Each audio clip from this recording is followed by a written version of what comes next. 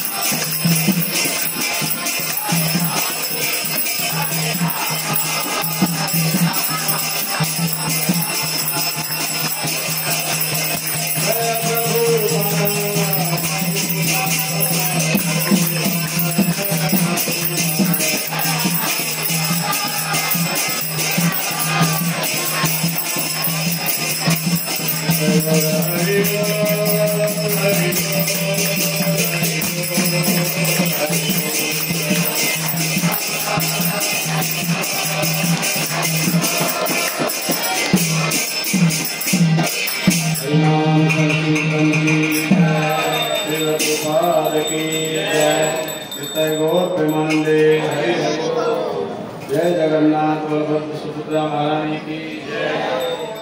हरे कृष्ण। पीछे आवाज आ रही है? पीछे क्लियर आवाज?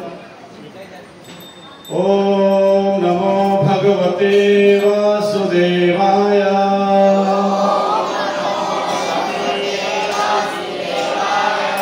ओम नमो भगवते वासुदेवाय।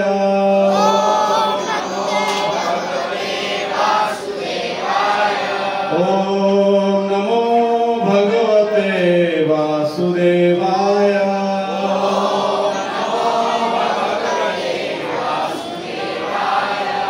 नारायणं नमस्कृतं नरं चैव नरोत्तमं देवीं सरस्वतीं व्यासं ततो जयमुदीरये। नमस्कृतायेषु अभद्रेषु नित्यं भागवत सेवया। भगवती उत्तम श्लोके भक्तिर्भवति नश्चिके। कृष्णाय वासुदेवाय देवकी नंदनाय च नंदगोपकुमाराय गोविंदाय नमो नमः। हरे कृष्ण। तो भागवतम का 10वां स्कंद, 10वें स्कंद का पार्ट 3 और चैप्टर नंबर 56, अध्याय नंबर 56। भागवतम में भगवान कृष्ण की बहुत सुंदर सुंदर लीलाएं। उन्हीं में से एक लीला है समयंतक मणि के विषय में लीला। कहते हैं जो व्यक्ति श्रद्धा पूर्वक इस कथा को सुनता है वो भगवान के धाम को, वैकुंठ को प्राप्त होता है और सभी प्रकार के भौतिक कष्टों का निवारण प्राप्त करता है, सभी कलेशों से दूर होता है। तो इस आज की कथा में बहुत सारे लेसन हैं, बहुत सारी सीख है, बहुत सारी शिक्षा है। तो आप लोग बहुत ध्यान से सुनिए और कथा के बाद में हम प्रश्न भी पूछेंगे, बहुत ध्यान से सुनिए। तो परीक्षित महाराज ये कथा सुन रहे हैं सुखदेव गोस्वामी से। तो सुखदेव गोस्वामी ने कहा कृष्ण का अपमान करने के बाद सत्यजीत ने अपनी पुत्री तथा समयंतक मणि उन्हें भेंट करके प्रायश्चित करने का भरसक प्रयास किया, भरसक प्रयत्न किया। तब जब सुखदेव गोस्वामी ने कहा कि सत्यजीत, सत्यभामा के पिता सत्यजीत ने भगवान कृष्ण को समयंतक मणि और अपनी पुत्री सत्यभामा को कन्यादान करके अपने अपराध से प्रायश्चित होने का भरसक प्रयत्न किया। ऐसा सुखदेव गोस्वामी ने बताया। तो परीक्षित महाराज का प्रश्न हुआ, कहने लगे कि क्यों समयंतक मणि सत्यजीत भगवान कृष्ण को देना चाहते थे। समयंतक मणि उनको कहां से प्राप्त हुई थी और समयंतक मणि की कथा क्या है और किस प्रकार से भगवान कृष्ण का अपमान किया सत्यजीत ने, ये मुझे डिटेल में बताइए, विस्तार से बताइए। इस प्रकार से यहाँ पे परीक्षित महाराज ने प्रश्न किया। तब सुखदेव गोस्वामी ने कहा, आसीत सत्राजीत सूर्य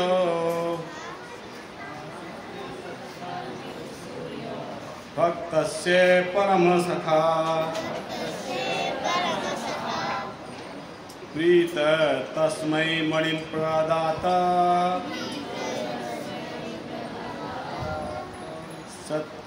सत्य तुष्ट समयंतकम। तब सुखदेव गोस्वामी ने कहा, सूर्यदेव ने अपने भक्त सत्राजीत के प्रति अत्यंत वत्सल थे और अतः उनके श्रेष्ठ मित्र के रूप में उन्होंने अपनी तुष्टि के चिन्ह के रूप में उसे समयंतक मणि प्रदान की। तो सत्यजीत सूर्य के उपासक थे, तो भगवान सूर्य ने प्रसन्न होकर उनको एक मणि दी, उनका नाम था समयंतक मणि। उस समयंतक मणि सूर्यदेव ने किसको दी? सत्यजीत को। कौन कौन बात कर रहे हैं इधर? बच्चे जो बात कर रहे हैं उनको शांत करिए आप लोग, बच्चों को नहीं बोलने दीजिए, नहीं तो आप बच्चों को लेकर पीछे चले जाइए, लास्ट में पीछे बैठ जाइए। बच्चे हम बात करते हैं, आप भी बात करते रहते हैं, आगे वालों को डिस्टर्ब नहीं होगा। अभी भी कोई बात कर रहा है, बच्चा मना नहीं कर रहे हो।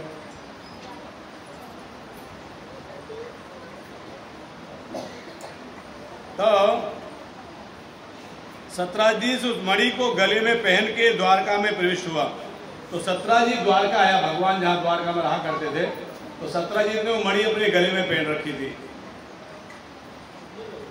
वह साक्षात सूर्य के समान चमक रहा था। मणि के तेज से उसको पहचाना नहीं जा रहा था। मणि इतनी देदीप्यमान थी, इतना चमक थी उसके अंदर कि सत्यजीत को पहचान नहीं पा रहे थे कि सत्यजीत है वो, इतना चमक रहा था। तब जब द्वारका के लोगों ने दूर से सत्यजीत को देखा तो उसकी चमक से वे अंधे से हो गए। उन्होंने मान लिया कि सूर्यदेव हैं और भगवान कृष्ण से बताने गए, जो उस समय पासा खेल रहे थे। भगवान सूर्यदेव पासा खेल रहे थे।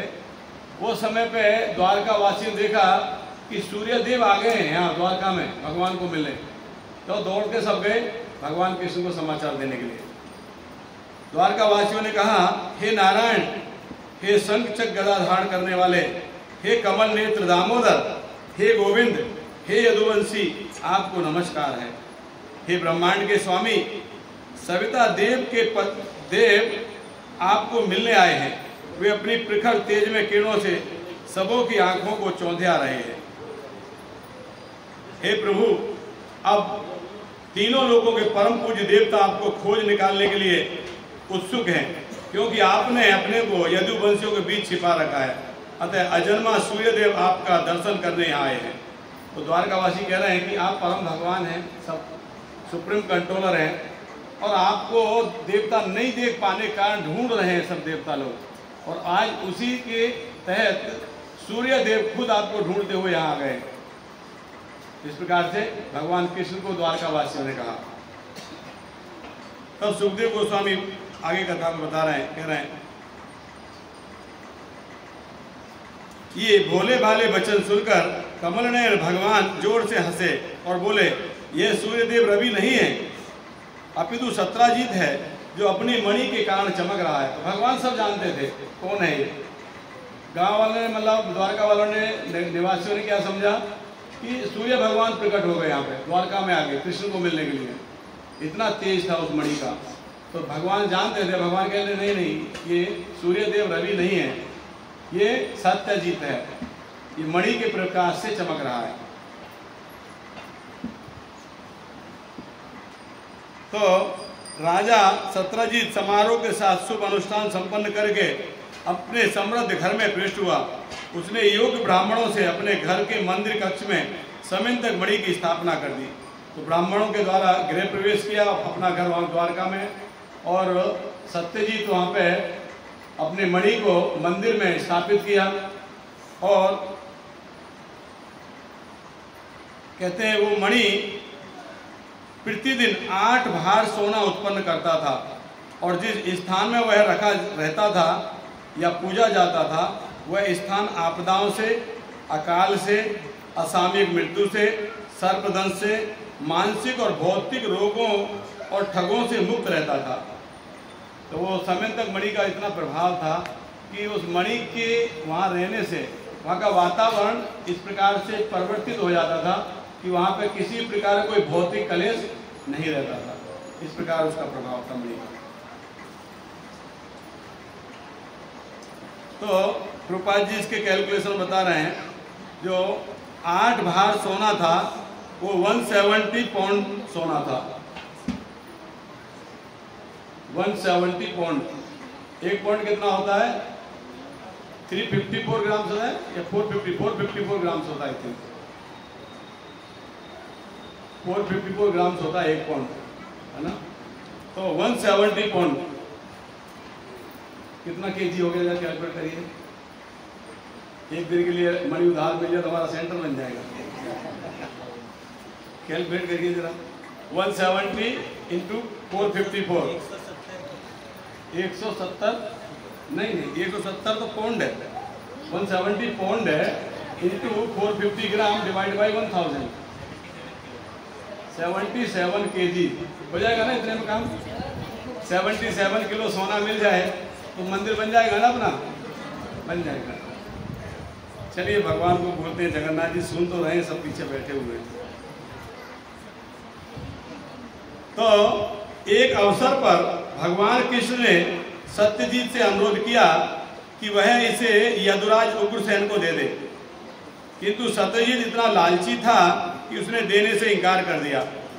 उसने भगवान की याचना को ठुकराने से होने वाले अपराध की गंभीरता पर विचार नहीं किया। तो भगवान कृष्ण ने कहा सत्यजीत को कि तुम्हारे पास जो सामंतक मणि है वो तुम राजा को दे दो, उग्रसेन को दे दो। क्यों भगवान ऐसा कहना चाहते थे? क्योंकि भगवान को मालूम था कि ये जो भौतिक जो संपत्ति है ये विपत्ति का कारण होती है। तो एक दिन सत्यजीत इस संपत्ति के लिए विपत्ति में पड़ जाएगा। तो ये हमारे सबके लिए शिक्षा है। जब कोई व्यक्ति किसी प्रकार से अत्यंत भौतिक लालसा में रहता है, लालच में रहता है, ग्रीडी हो जाता है, लालची हो जाता है, तो उस व्यक्ति को अनेक प्रकार के प्रॉब्लम्स, कष्ट उसके जीवन में आने प्रारंभ हो जाते हैं।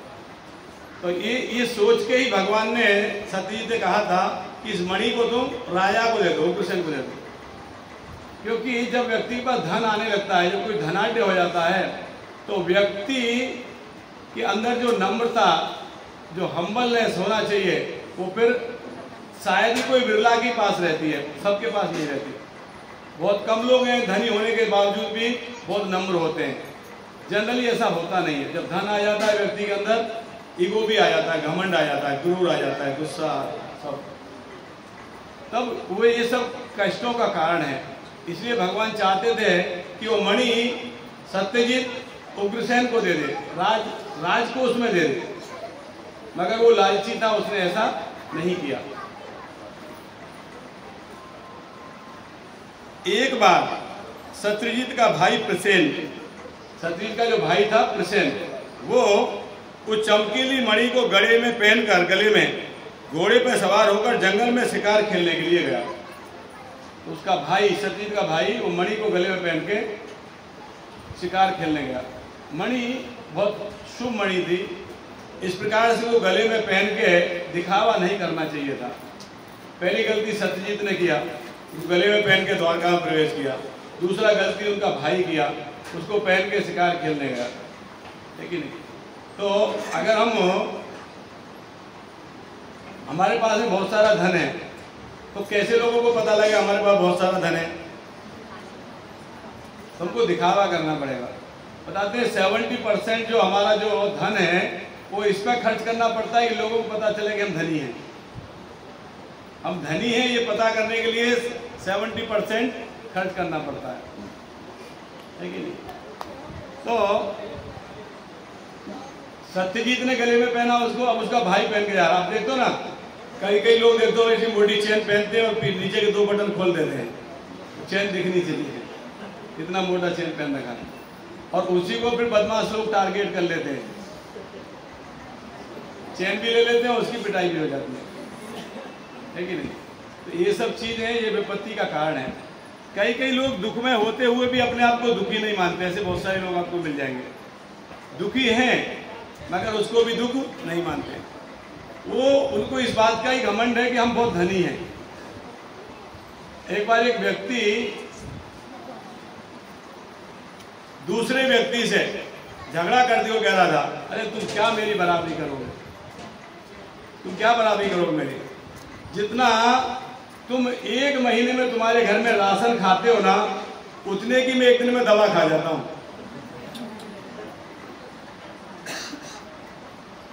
दवा आदमी कब खाता है? जब बीमार होता है, दुखी होता है। वो दुख की परिस्थिति भी उसको कैसी लग रही है? उसको बड़े गर्व से बोल रहा है कि जितना तुम्हारे घर में 1 महीने में राशन खाते हो ना, उतना मैं 1 दिन में दवा में खा जाता हूं। कितनी कठिन परिस्थिति है, कितनी विषम परिस्थिति है।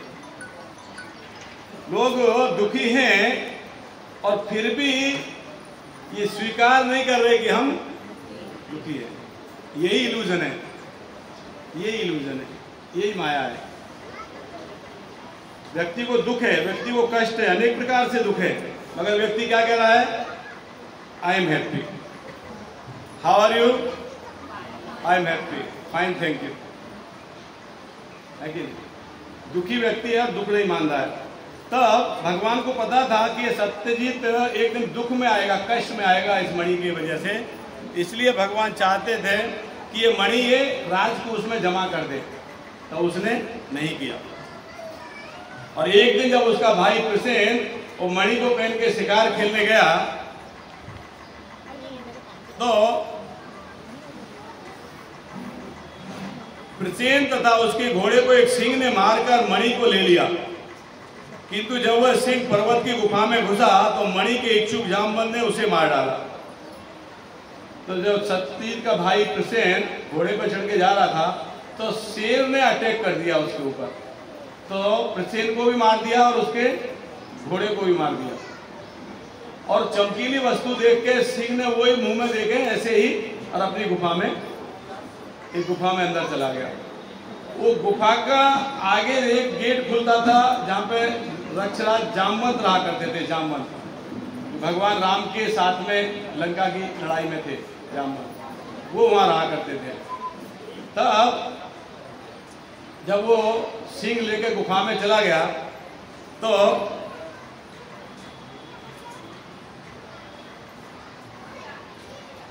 जामवंत ने उस शेर को मार दिया जो गुफा के अंदर प्रवेश किया था, और जो मणि थी वो अपने बच्चे को खेलने के लिए दे दी। कंचे खेलने लगा बच्चा वो मणि के साथ में। देखिए मणि को क्या भगवान ने क्या कहा था, इसको राजकोष में जमा कर दो। जमा हो जाती तो ये सब नहीं होता। अब वो मणि से जामवंत का जो बच्चा है वो खेल रहा है, 1 साल तक खेल रहा है। जब प्रसेन वापस नहीं आया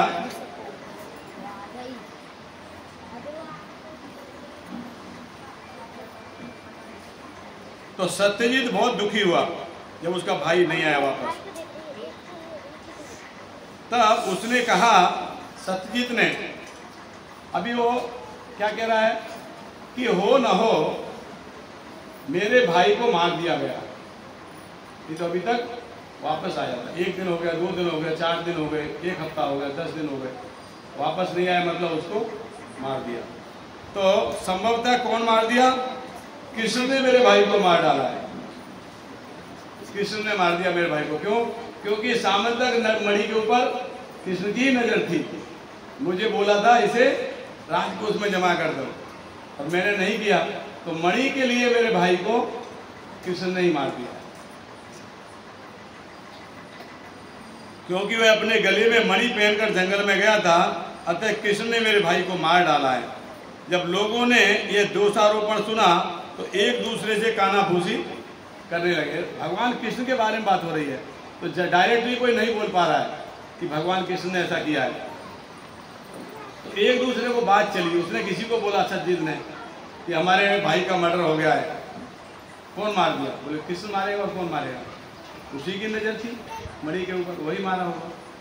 तो एक ने दूसरे को, दूसरे तीसरे को आया, धीरे धीरे बात फैलने लगी, अंदर अंदर बात चलने लगी। जब भगवान कृष्ण ने अफवाह सुनी तो उन्होंने अपने यश में कलंक को मिटाना चाहा, अतः द्वारका के कुछ नागरिकों को अपने साथ लेकर वे प्रसेन के मार्ग को ढूंढने के लिए रवाना हो गए।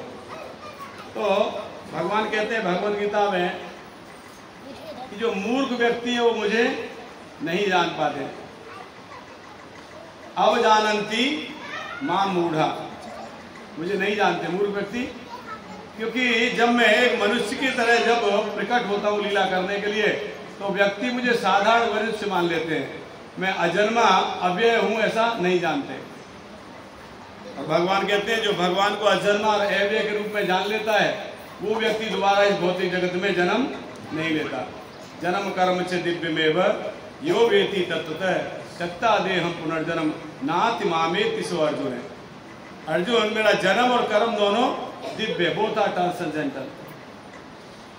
और जो व्यक्ति इस बात को जान गया कि भगवान परम भगवान साधारण व्यक्ति नहीं है, वो व्यक्ति दोबारा इस भौतिक जगत में जन्म लेता नहीं है, भगवान के धाम को जाता है। तो भगवान जब साधारण व्यक्ति की तरह लीला कर रहे थे, तब देखो सत्यजीत ने वो परम भगवान पे आरोप लगाया जो भगवान की कृपा से सब कुछ हो रहा है।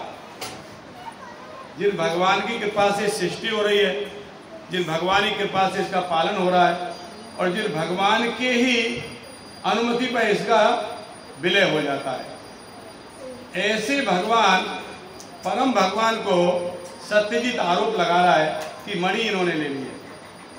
और भगवान एक साधारण व्यक्ति की भांति अपने ऊपर लगे हुए आरोप से मुक्त होने के लिए प्रसेन को ढूंढने का प्रयास कर रहे हैं, जंगल में जा रहे हैं कुछ नागरिकों को लेकर।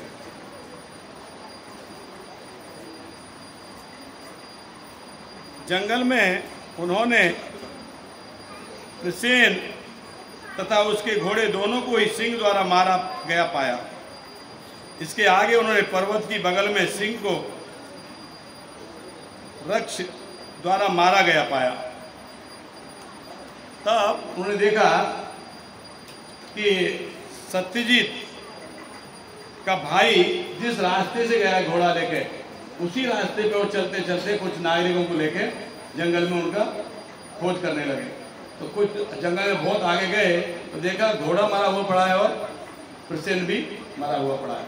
और आगे गए तब देखा उन्होंने एक सिंह मरा हुआ पड़ा है। तब और आगे गए तो देखा एक बड़ी सी गुफा है। तब भगवान उस गुफा के पास पहुंच गए। भगवान ने रक्षराज की भयावनी अंधकार में गुफा के बाहर नागरिकों को बिठा दिया और अकेले ही भीतर गए। नागरिकों को बाहर बिठा के अकेले गुफा में प्रवेश किया। वहाँ भगवान कृष्ण ने देखा कि बहुमूल्य मणि बच्ची का खिलौना बना हुआ है और उसे लेने का संकल्प करके वे बालक के निकट गए। भगवान देख रहे हैं एक बालक मणि से खेल रहा है, समय तक मणि से एक बालक खेल रहा है। भगवान का नहीं, बालक मणि से खेल रहा है, तो वो लेने के लिए आए गए। तो जैसे आगे गए तो बालक की जो केयर टेकर थी धाय, वो भगवान एक असाधारण व्यक्ति को देख के वो चिल्लाने लगी जोर से। जब वो चिल्लाई तो वहां पे जामवंत आ गया। असाधारण व्यक्ति को अपने समक्ष खड़ा देखकर बालक की धाय भयावह चिल्ला उठी। उसकी चीख सुनकर बलवानों में सबसे बलवान जामवंत क्रुद्ध होकर भगवान की ओर दौड़े। तो जामवंत युद्ध करने के लिए भगवान की तरफ दौड़े क्रोध से। उनके असली पद से अनभिज्ञ उन्हें सामान्य व्यक्ति समझते हुए जामवंत अपने स्वामी भगवान से क्रुद्ध होकर लड़ने लगे। वही जामवंत जो भगवान के परम भक्त हैं राम के, उन्हीं भगवान के साथ में जामवंत अभी युद्ध कर रहे हैं, पहचान नहीं पा रहे ये वही भगवान है। दोनों जीतने के लिए कृत संकल्प होकर घमासान द्वंद्व युद्ध करने लगे। पहले विविध हथियारों से, तब पत्थरों, वृक्षों के तनों और अंत में निशस्त्र बाहुओं से एक दूसरे से भिड़कर वे मांस के टुकड़े के लिए युद्ध कर रहे बाजों की तरह लड़ने लगे। जैसे बाज आपस में लड़ते हैं किसी मांस के टुकड़े को लेकर, ऐसे जामवंत और भगवान कृष्ण आपस में युद्ध कर रहे थे। मल्ल युद्ध हो रहा था, हाथों से ही लड़ रहे थे, मुक्का मुष्टि प्रहार कर रहे थे एक दूसरे में। तो ये भी एक प्रकार की भगवान की सेवा है। भगवान ये सेवा भी स्वीकार करते हैं। जय विजय ने कई बार ये सेवा किया है। तो जब भगवान क्या है, सभी प्रकार के रसों का आनंद लेना चाहते हैं, इसीलिए भगवान कभी कभी इस भौतिक जगत में प्रकट होते हैं। जैसे भगवान कहते हैं कि सर्वदा यदा यदा ही धर्म से ग्लानिर्भवति भारत है, जब जब धर्म की हानि होती है तब तब भगवान कहते हैं मैं प्रकट होता हूँ। तो भगवान कहते हैं परित्राणाय साधूनाम विनाशाय च दुष्कृताम, साधुओं का कल्याण करने के लिए और दुष्टों का विनाश करने के लिए। तो उनका मुख्य जो मकसद होता है वो होता है साधुओं का कल्याण करने के लिए। दुष्टों का विनाश करने के लिए भगवान को आने की आवश्यकता नहीं है, वो ऐसे ही विनाश हो जाएगा। एक बार आ जाएगी सुनामी तो कितने सारे दुष्ट उसी में बैठ जाएंगे, उनको आने की जरूरत नहीं है। मगर भगवान आते हैं भक्तों के साथ कल्याण करने के लिए। तो कैसे कल्याण करते हैं भगवान? तो भक्तों के साथ लीला करते हैं, रेसिप्रोकेट, आदान प्रदान, भक्तों के साथ खेलना, भक्तों के साथ लड़ना, ये सब एक प्रकार का आनंद का साधन है। तो जामवंत अभी भगवान के साथ लड़ रहे हैं, तो भगवान वीर रस का आनंद ले रहे हैं यहाँ पे। ये भी प्रकार का रस है, युद्ध करना भी। तो भगवान खुश हो रहे हैं, ये भी प्रकार की सेवा है भगवान की, है ना। भगवान ऐसी सेवा का आनंद ले सकते हैं, आप और हम नहीं ले सकते। आप और हमको कोई 2 फेंट मार देगा तो है नहीं, भगवान को आनंद आता है। तो भगवान जामवंत के साथ युद्ध कर रहे हैं। तो जब बहुत देर तक युद्ध हो गया, बताते हैं ये 28 दिनों तक युद्ध चला। इसी प्रकार से बिना विश्राम किए 28 दिनों तक चलता रहा। दोनों एक दूसरे पर मुक्कों से प्रहार कर रहे थे, जो टूक टूक करके बिजली के प्रहारों जैसे गिरते थे। जब मुक्का पड़ता था तो एक भयंकर आवाज भी हुआ करती, बिजली चमकती कैसे आवाज होती है, ऐसे भयानक आवाज होती थी। इतने जोर से प्रहार हुआ करता था, और वो उसका भगवान आनंद ले रहे थे। और जामवंत को पसीने पसीने आ गए। और भगवान का जब मुक्का जामवंत पर पड़ता था तो उसकी पसली ढीली हो जाती थी। फिर जामवंत कोशिश करके फिर दौड़ के जाके भगवान को मुक्का मारता था। फिर भगवान देखते हाँ अच्छा मारा है, फिर भगवान एक मुक्का मारते थे। इस प्रकार से युद्ध हो रहा था, 28 दिन तक चलता है।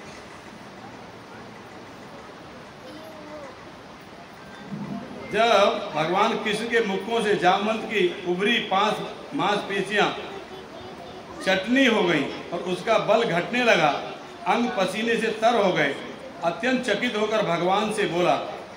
जामवंत ने कहा, मैं जानता हूँ आप समस्त जीवों के प्राण हैं और इंद्रिय, मानसिक और शारीरिक बल हैं।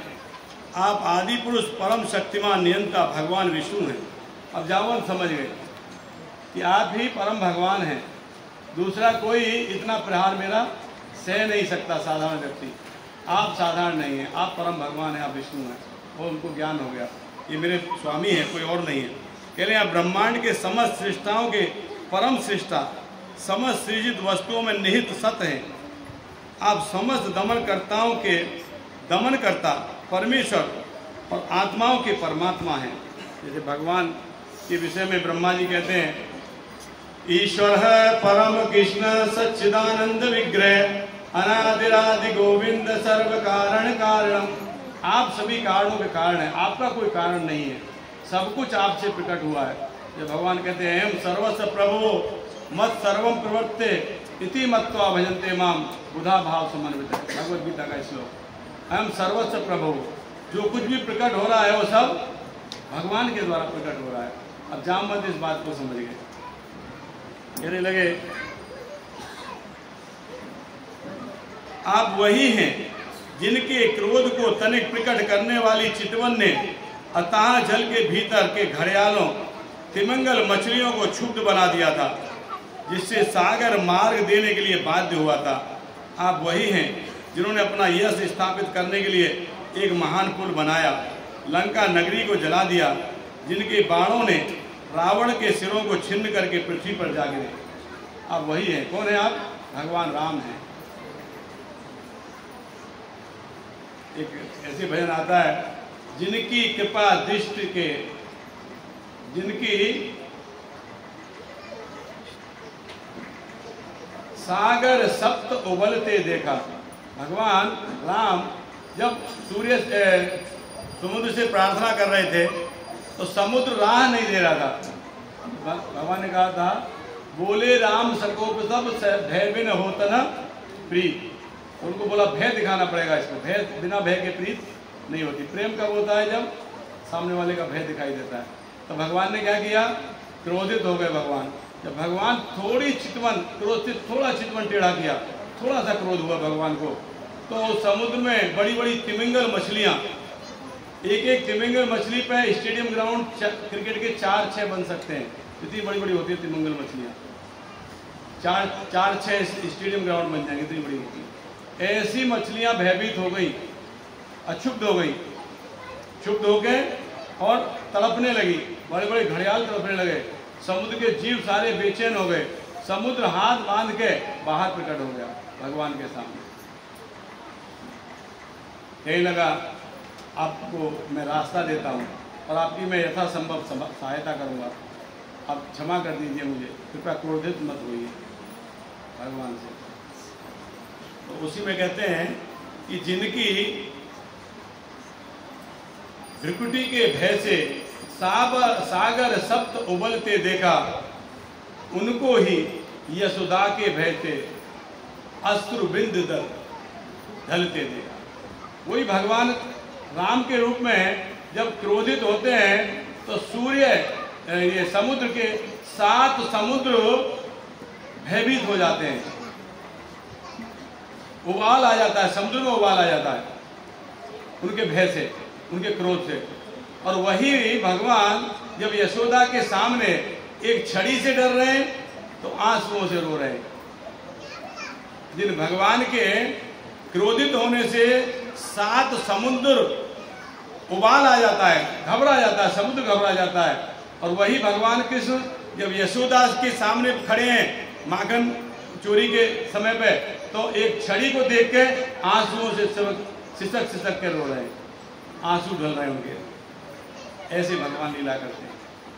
कहते हैं वही भगवान हैं जिनके क्रोध से समुद्र में उबाल आ गया था और जिन्होंने लंका के लिए पुल बनाया और लंका को ध्वस्त कर दिया। अब वही परम भगवान है। इस प्रकार वो समझ गए।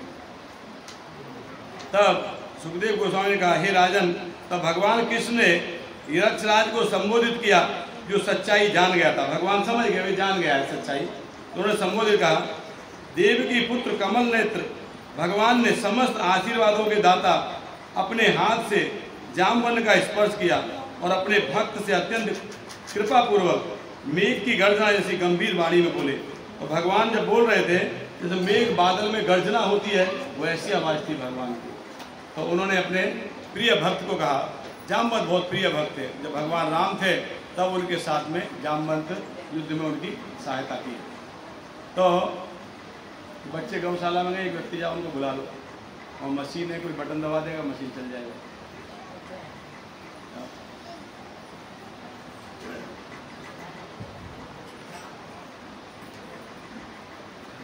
तो भगवान जो वर देने में वरदराज है, इसलिए जो भक्त हैं वो कभी भगवान से कुछ भी मांगते नहीं है, कुछ भी चीज नहीं मांगते भगवान से।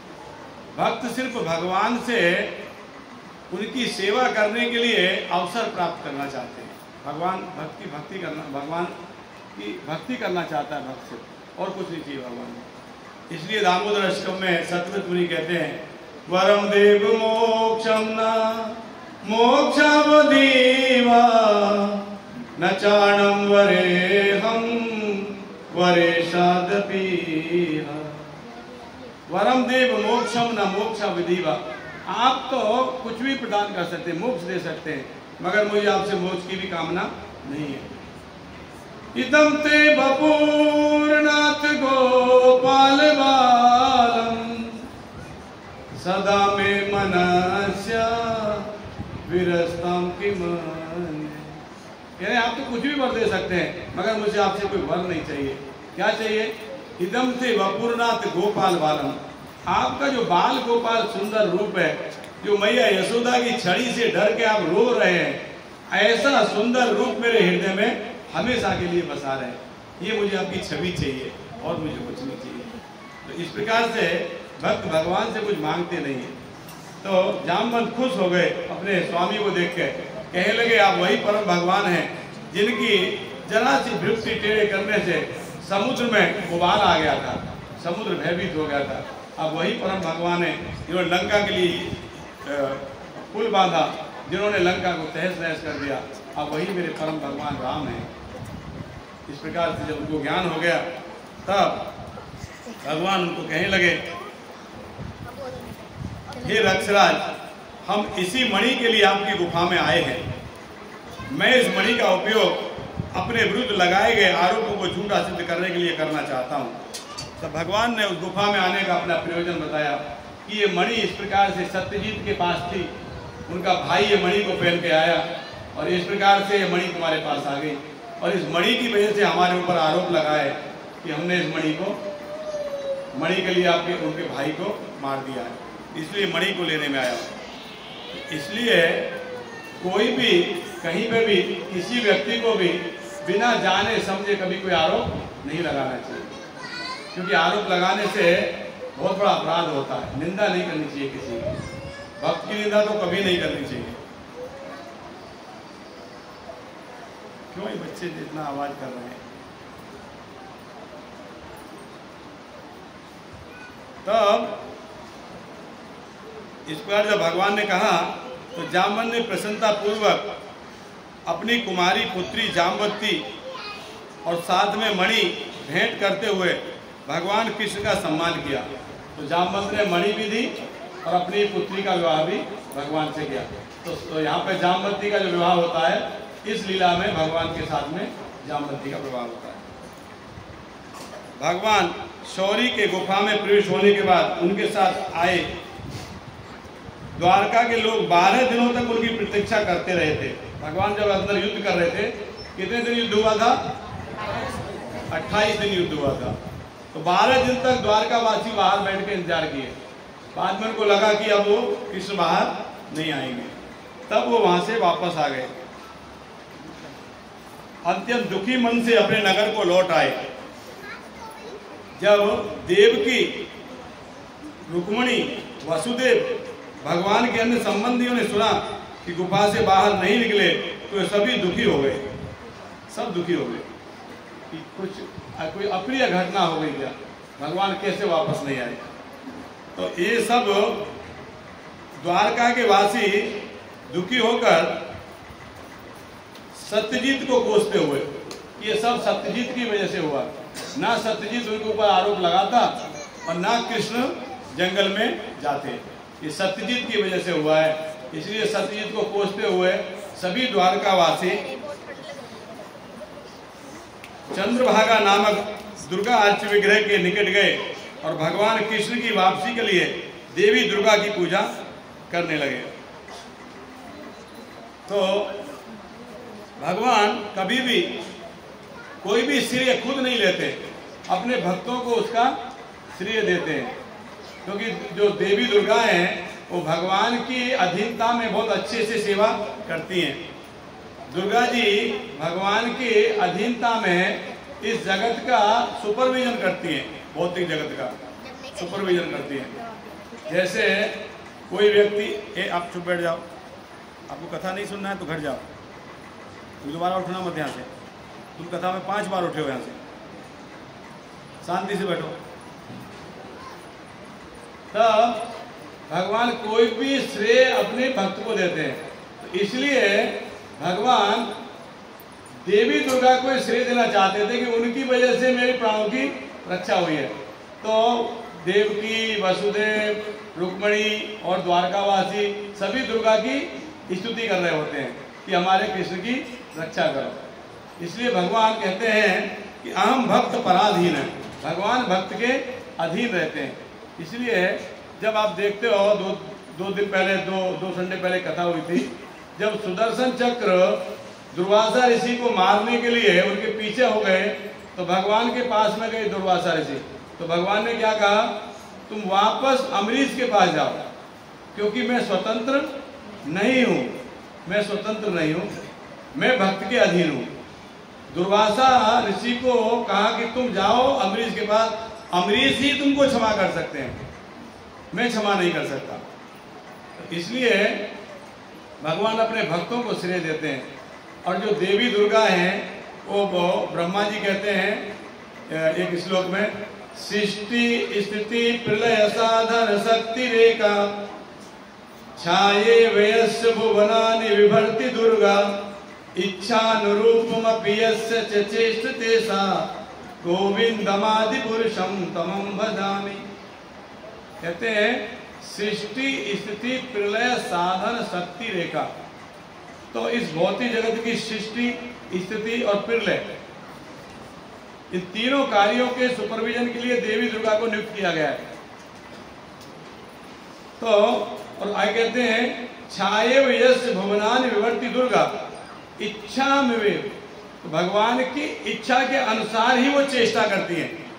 देवी दुर्गा वही कार्य करती हैं जो भगवान इच्छा करते हैं, उनकी इच्छा के अनुरूप वो चेष्टा करती हैं।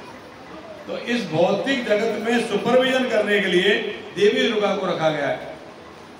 तो देवी दुर्गा क्या करती हैं, सब पर नजर रखती हैं। तो इस दुर्ग को, ये जो भौतिक जगत है, इसको दुर्ग के रूप में देखा गया है, और जो दुर्ग का जो सुपरवाइज करता है उनको दुर्गा के रूप में देखा गया है। और ये भौतिक जगत, दुर्ग मतलब क्या है, किला। किला क्या होता है, एक प्रकार से चार दीवारी होती है जिसके अंदर लोगों को रखा जाता है, उसको क्या कहते हैं, जेल। तो this material world is the jail. तो कितने लोग मान रहे हो कि हम लोग जेल में हैं, बाकी लोग जेल में नहीं है। तो हम लोग रियली हम लोग जेल में हैं। जब हम जेल में क्लास करने गए थे तो हमने जेल में कैदियों को कहा था कि आप लोग एक जेल में हो और हम दूसरी जेल में, ये छोटी जेल है, हम लोग बड़ी जेल में, हम भी जेल में और आप भी जेल। वो खुश हो गए, अच्छा ऐसा है क्या, हाँ मैं बाहर आओगे तब भी जेल है, अंदर भी जेल है। तो बोले बाहर कैसे जेल है, तो उनको समझाया क्योंकि देवी दुर्गा सुपरविजन कर रही है हमारा। जैसे जेलर जेलियों कैदियों के ऊपर निगाह रखता है, और जो इनके व्यवहार में आचरण में बदलाव आ जाता है जेल में रह के, जो सुधर जाते हैं, उनको वो रिकमेंड करता है कि अब इसकी सजा को माफ कर सकते हो, इसको भी समाज में भेज सकते हैं। ठीक उसी प्रकार से हम भगवान की वो नालायक संतान हैं, मैं अपनी बात कर रहा हूँ, आपकी नहीं कर रहा। हम ऐसे नालायक संतान हैं जिसको अभिभावक एक कठोर टीचर लगा देता है पढ़ाने के लिए। कठोर टीचर किस लिए, कि ये नहीं पढ़ेगा तो इसकी पिटाई करना, कान पकड़ना है। तो हमने इतने सारे अपराध किए, तो भगवान ने क्या किया, एक टीचर को दुर्गा देवी को लगा दिया। बहुत बदमाश है, इनका ध्यान रखना, बहुत शरारत करते हैं, तो वो हमारा ध्यान रखते हैं। उनके पास है त्रिशूल, वो त्रिशूल का मतलब तीन ताप, आदि दैविक, आदि भौतिक, आदि आध्यात्मिक। आदि दैविक क्या है, ये तीन प्रकार के कष्ट है, त्रिताप बोलते हैं, त्रिताप। ऐसे 7 प्रकार के कष्ट जो मनुष्य को मिलते हैं जीवन में, फिर भी लोग बोलते हैं आई am happy, I am fine. जन्म मृत्यु जरा व्याधि, जन्म कष्ट है कि नहीं। कुछ लोग कहते हैं जन्म कहाँ कष्ट है, जन्म होता है, सब लोग मिठाई बांटते हैं। मिठाई तो वो बांटते हैं जिनको कष्ट नहीं हो रहा है, जो जन्म लिया है उसको पूछो। मिठाई दूसरे बांटते ना, जन्म लेता वो थोड़ी बांटता है। तो जन्म लेना ही बहुत बड़ा कष्ट है, क्योंकि जन्म के पहले व्यक्ति को, जीवात्मा को 9 महीने तक बहुत कठोर पीड़ा में रहना पड़ता है। जब उसका शरीर का जब ये विकास होता है, जब शरीर डेवलप होता है, तो 9 महीने तक बहुत कठोर पीड़ा में रहता है व्यक्ति, सभी जीवात्मा। तो वो एक बहुत बड़ा कष्ट है, जन्म लेना बहुत बड़ा कष्ट है। और फिर मृत्यु, मृत्यु मतलब 42,000 बिच्छू एक साथ काटे, उतना दर्द होता है मृत्यु होने उसके समय। कभी कभी व्यक्ति का मलमूत्र त्याग हो जाता है, जब प्राण त्याग करता है व्यक्ति, बहुत कष्ट होता है। तो जन्म कष्ट है, जन्म हुआ है तो मृत्यु होना ही है, मृत्यु कष्ट है। जरा, जरा मतलब बुढ़ापा, बुढ़ापा कष्ट है कि नहीं? बुढ़ापा बहुत बड़ा कष्ट है। बुढ़ापे में कोई बात ही नहीं करता, अकेले बैठे रहो कोने में खाली, है कि नहीं? बुढ़ापा कष्ट है। जो बुढ़ापे में आप जो कुछ भी चाहो कुछ कर नहीं सकते हो, आपकी इच्छा होगी अब चलना चाहो चल नहीं सकते हो, अब बैठना चाहो बैठ नहीं सकते हो, अब घूमना चाहो घूम नहीं सकते हो, आपको पड़े रहना पड़ेगा। बुढ़ापा कष्ट है। और व्याधि, व्याधि मतलब बीमारी, बीमारी कष्ट है कि नहीं है? बहुत बड़ा कष्ट है।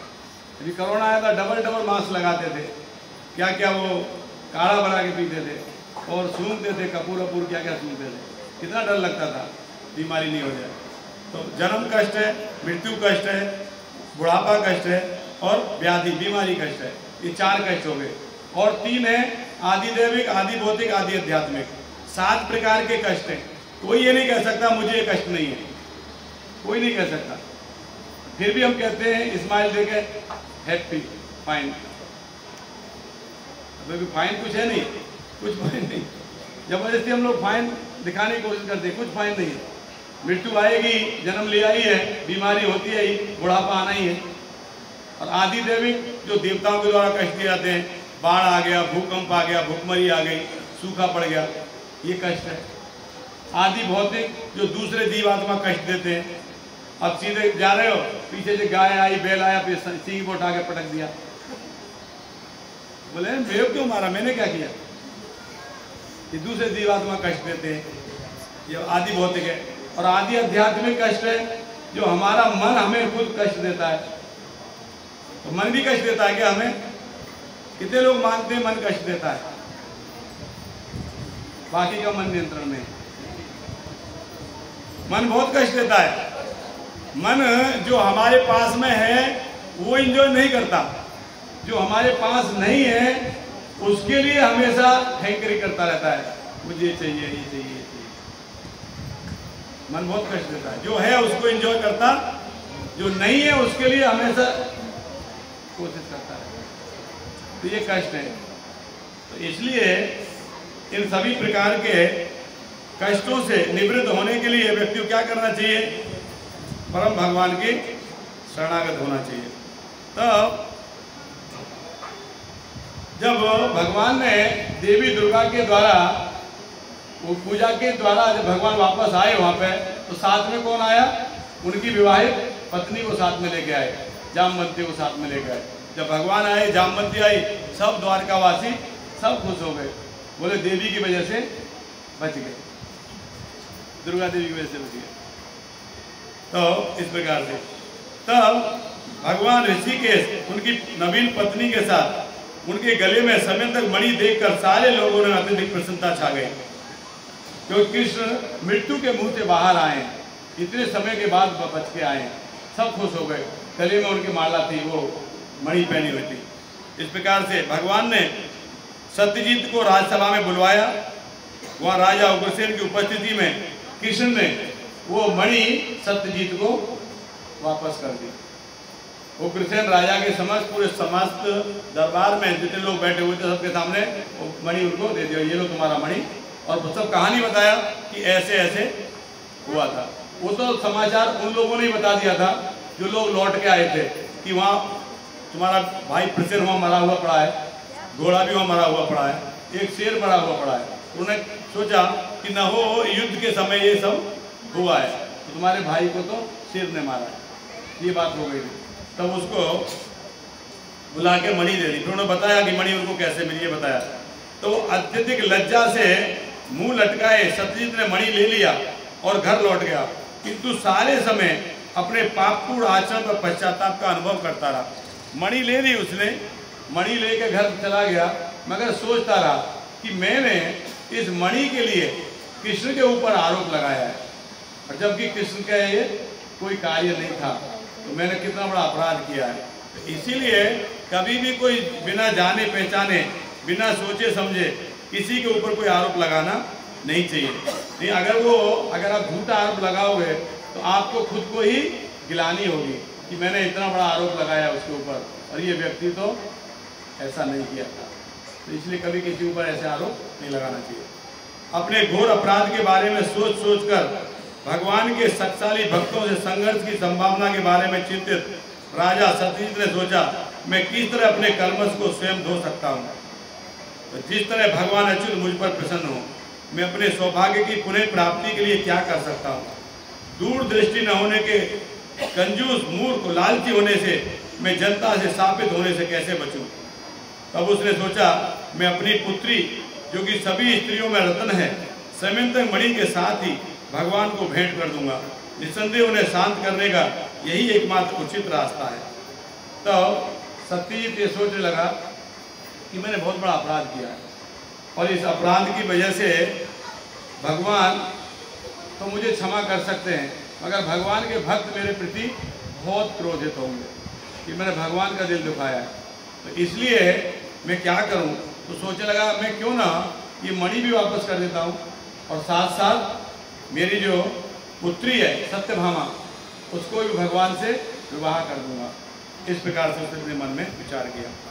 इस तरह बुद्धिमानी के साथ मन को दृढ़ करके राजा सत्यजीत ने स्वयं अपनी गौरवर्ण वाली पुत्री के साथ समयंतक मणि भी भगवान कृष्ण को भेंट करने की व्यवस्था की। तब उन्होंने कहा कि ये भगवान को मैं मणि और ये अपनी पुत्री को दे दूंगा। इसलिए भगवान कहते हैं भगवद गीता में कि भोक्तारम यज्ञतपसाम सर्वलोक महेश्वरम सुहृदम सर्वभूतानाम ज्ञात्वम माम शांति मर्चति।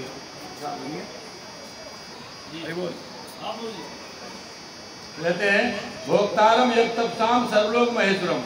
भगवान सुप्रीम इंजॉयर, भगवान सुप्रीम इंजॉयर है। He is the enjoyer, we are not enjoyer. हम लोग भोक्ता नहीं है, भगवान भोक्ता है, वो इंजॉयर है। इसलिए जो व्यक्ति अपने आप को भोक्ता समझेगा और इन भौतिक वस्तुओं को भोगने का प्रयास करेगा, वो व्यक्ति उसी प्रकार सत्यजीत की तरह ही हमेशा दुख में कष्ट में रहेगा। इसलिए हमारे पास में जो कुछ भी है वो हमें किसको ऑफर करना चाहिए? भगवान को ऑफर करना चाहिए, भगवान को देना चाहिए। इसलिए जो व्यक्ति ये जानता है, भगवान कहते हैं भोक्तारम यज्ञ तपसाम, जितने भी यज्ञ हैं, जो तपस्याएं, सब किसके लिए की जाती है? परम भगवान के लिए।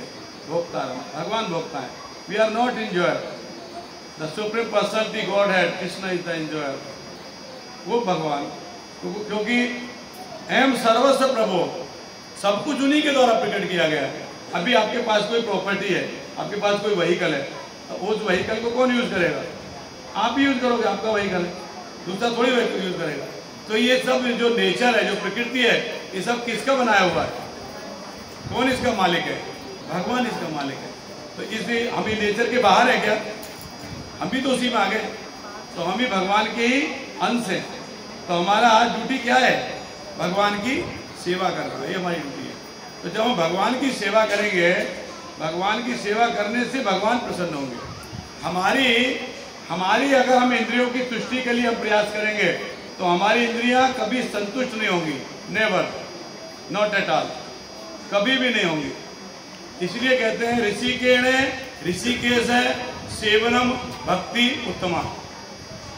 The pure devotional service, pure devotional service क्या है?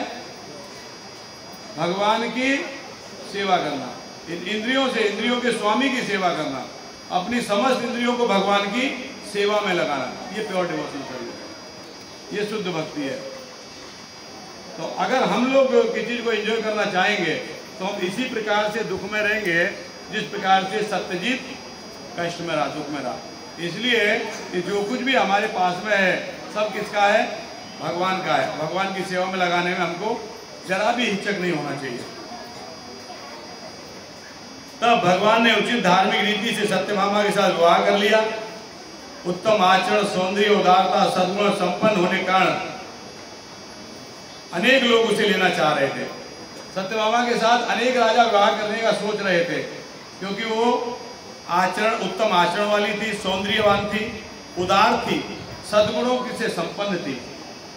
मगर सत्यजीत ने भगवान कृष्ण को सत्यभामा को सौंप दिया। इस प्रकार से भगवान ने सत्यजीत से कहा, हे राजन, हमें इस मणि को वापस लेने की इच्छा नहीं है, तुम सूर्य देव के भक्त हो, अतः इसे अपने पास रखो, इस बार हम इससे लाभ उठा सकेंगे। तो कहा, भगवान ने कहा ये मणि हमें मत दीजिए, सूर्यदेव ने आपको दिया है, आपकी इच्छा आपके पास रखने की, आपके पास ही रखिए। भगवान ने मणि नहीं लिया और सत्यभामा को स्वीकार कर लिया। तो आज की इस कथा में बहुत सारे लेसन हैं। तो आप कोई बताइए, एक कोई चीज़ बताइए हमको, क्या सीखने को मिला इस कथा से? आज की कथा से क्या सीखने को मिला? कोई एक चीज़ बताइए। हाँ बोलिए। बिना जाने किसी को आरोप नहीं लगाना चाहिए। अच्छा, और? हाँ, लालच नहीं करना चाहिए। और बताइए। बच्चे ही बता रहे हैं, बाकी बड़े क्या कर रहे हैं? कोई शिक्षा नहीं मिली, खाली टाइम पास कर रहे थे अभी तक। ये मुझे कोस रहे थे कब कथा खत्म करेंगे, घर जाना, नींद आ रही है। कोई शिक्षा नहीं मिली, 1 घंटे में कुछ भी शिक्षा नहीं मिली, कुछ भी नहीं मिला। हाँ बताइए।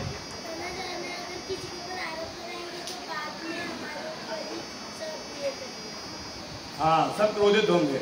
ये द्वारकावासी क्रोधित हो रहे थे सत्यजीत के ऊपर कि इसकी वजह से भगवान कृष्ण आज जोखिम में चले गए।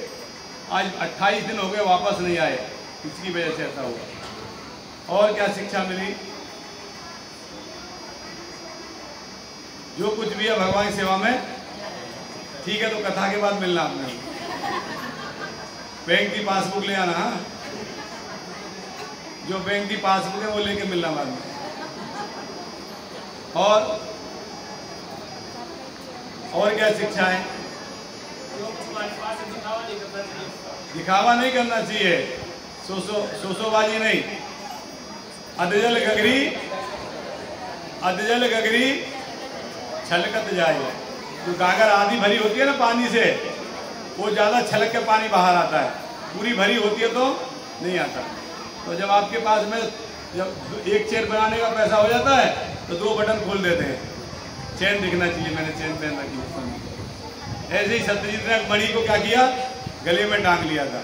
उसके भाई ने क्या किया? मणि को गले में टांग दिया था, जो उनकी विपत्ति का कारण बने थे। ठीक है, तो अगले संडे वापस एक कथा होगी इसी प्रकार के। तो कथा को ध्यान से सुनिए और